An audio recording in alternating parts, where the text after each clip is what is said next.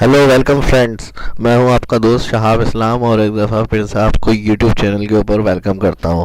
आज की इस वीडियो के अंदर माइक्रोसॉफ्ट एक्सेल में फार्मूलों पे वर्किंग करना मैं आपको सिखाऊंगा और कैलकुलेशन, जिससे जिसे सीख कर और प्रैक्टिस करके आपको काफ़ी हेल्प मिलेगी, उम्मीद है।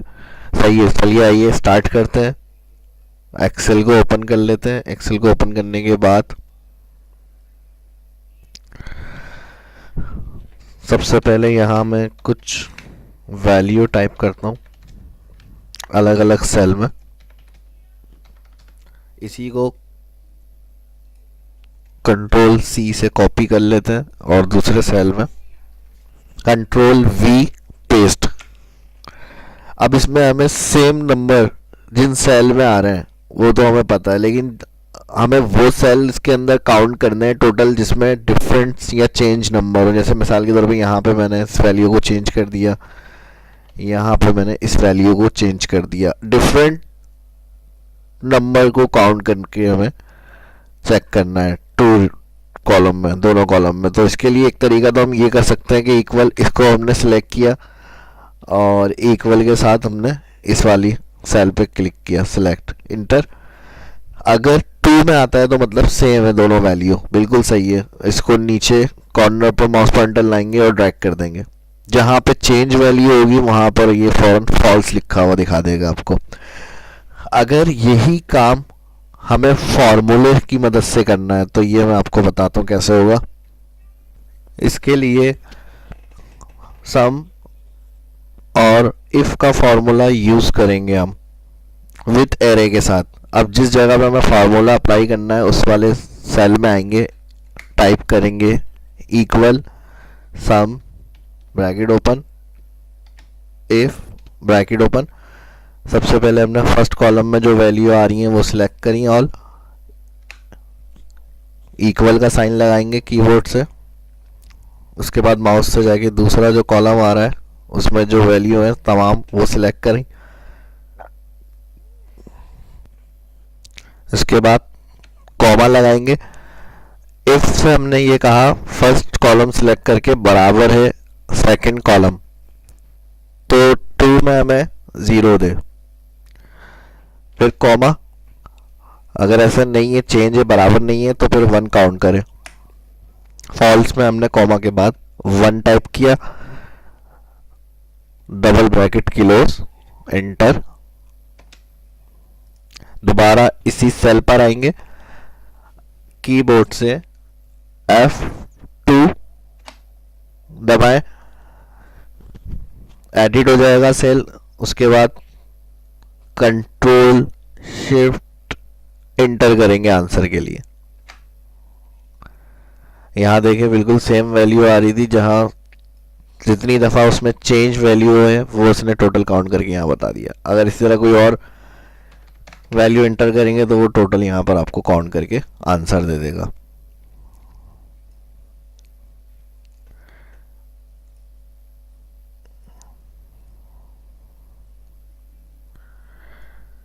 इसके बाद ऊपर हेडिंग दे देते हैं कैलकुलेशन।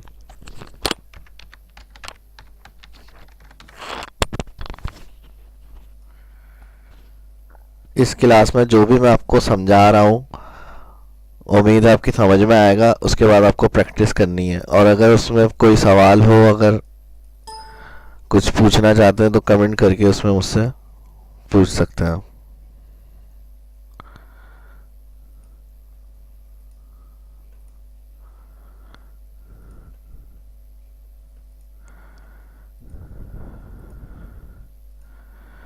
इसके बाद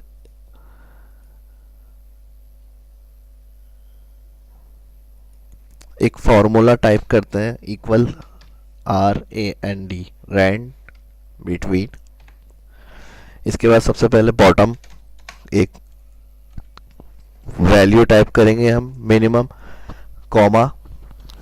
उसके बाद टॉप वैल्यू पूछ रहा है कोई, मैक्सिमम एक वैल्यू टाइप करी और ब्रैकेट क्लोज, इंटर। इस फॉर्मूले से होता क्या है, जो दो नंबर हम इसमें बताते हैं टॉप और बॉटम, उसके दरमियान का कोई भी एक नंबर उस सेल में आ जाता है। और फिर उसके बाद जब हम उस सेल पे आके उसे ड्रैग करते हैं तो जहाँ तक हम इसे ड्रैग कराएंगे, जो दो टॉप और बॉटम नंबर हमने बताया था उसके दरमियान के बिटवीन के अलग अलग नंबर आ जाते हैं, डेटा बन जाता है हमारा। ये जस्ट प्रैक्टिस वगैरह के लिए हम अप्लाई करते हैं एक्सेल के अंदर। अब इसमें एक मसला क्या आता है, जब बाहर हम क्लिक करेंगे तो रैंड बिटवीन फार्मूला लगा हुआ है क्योंकि सारे सेल में, यहाँ देख सकते हैं फार्मूला बार में, तो फार्मूला चेंज कर देता है नंबर को। तो इसके लिए हम क्या करेंगे, इसको फिक्स रखने के लिए इसको पूरा सिलेक्ट करें, यहाँ से आके कॉपी, सिलेक्शन बन गई, इसी के ऊपर ही पेस्ट वैल्यू क्लिक कर दें। अब इसमें हमें एक काम करना क्या है, यहां पर एक सेल दे रहा हूं मैं, इसमें हमें कोई भी नंबर टाइप करना है। अगर वो इस डेटा में है तो यहाँ फाउंड लिखा हुआ है, और मौजूद नहीं है तो नॉट फाउंड लिखा हुआ आ जाए। तो इसके लिए जैसे मिसाल के तौर पे हमने 50 टाइप किया, अब 50 कहाँ है हमें नहीं पता, यहाँ हमें ऐसा फार्मूला लगाना है अगर वो इस डेटा में नंबर है जो हमने 50 टाइप किया है तो यहाँ फाउंड लिखा हुआ दे। और इसके अलावा एक और ऑप्शन इस्तेमाल करेंगे कि जहाँ पे भी वो नंबर मौजूद है इस डेटा में वो कलर से हाईलाइट करके दिखाया हमें। तो इसके लिए पहले तो हम फार्मूला पुट करेंगे, equal if bracket open count if bracket open.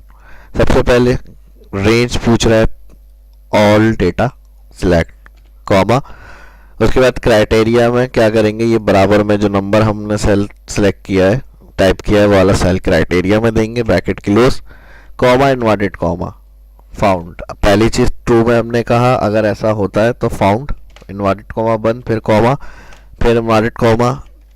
False में हमने कहा नॉट फाउंड, अगर ऐसा नहीं है तो फिर नॉट फाउंड है। अब देखें यहाँ बिल्कुल सही आंसर आ रहा है, फाउंड तो इसने दे दिया, लेकिन हमें ये नहीं पता कहाँ पर आ रहा है 50। तो इसके लिए हम पूरा डेटा सेलेक्ट करेंगे, पूरा डेटा सेलेक्ट करने के बाद conditional formatting highlight cell rule में आएंगे, इक्वल टू में आके डायरेक्ट इस सेल के ऊपर क्लिक करेंगे और ओके कर देंगे। अब आप देखेंगे यहाँ पर जो भी हम नंबर इंटर कर रहे हैं अगर वो उधर है डेटा में तो यहाँ फाउंड, नहीं है तो नॉट फाउंड, और जहाँ पर वो नंबर मौजूद है फाउंड लिखा हुआ आ गया तो कलर से हाईलाइट करके भी दिखा रहा है। इसे सिलेक्ट करके अगर बॉर्डर देना है यहाँ से बॉर्डर कर सकते हैं, ऑल बॉर्डर। इसके बाद एक और एग्जांपल मैं आपको दूंगा, कुछ नाम टाइप कर रहे हैं हम यहाँ पर,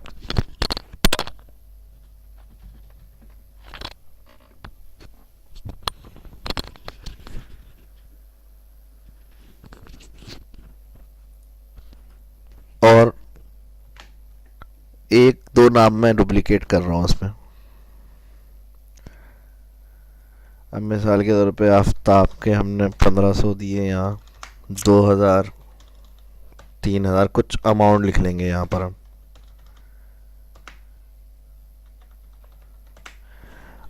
अब हमें यहाँ पर नाम टाइप करना है।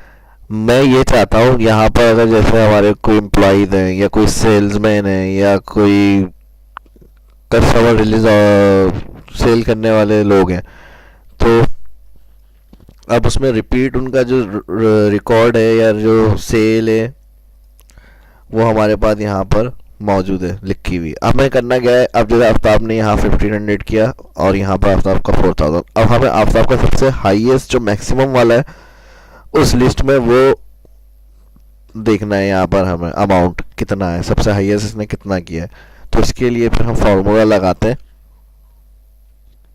Equal maximum bracket open if bracket open. सबसे पहले जो नाम आ रहे हैं वो कॉलम सेलेक्ट करेंगे,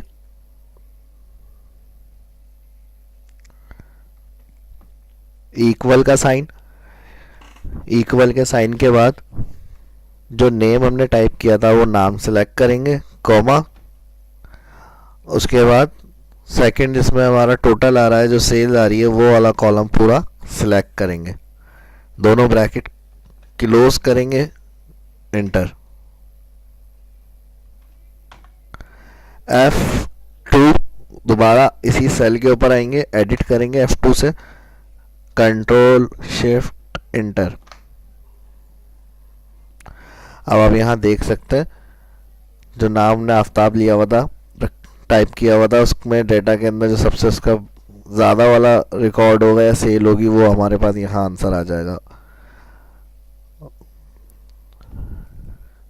उम्मीद है ये फॉर्मूले और इनका यूज़ आपको समझ में आया होगा कॉन्सेप्ट, और इसको इसको हम फार्मूले की कैलकुलेशन और फार्मूला मर्जिंग भी कहा जा सकता है।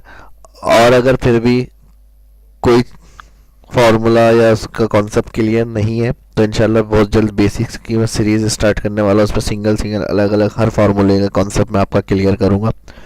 इसके अंदर इस क्लास में जो मैंने बताया इसकी प्रैक्टिस करें अच्छी तरह से। फिर भी अगर कोई सवाल जो चीज़ क्लियर नहीं है तो वो कमेंट में मुझसे पूछ सकते हैं।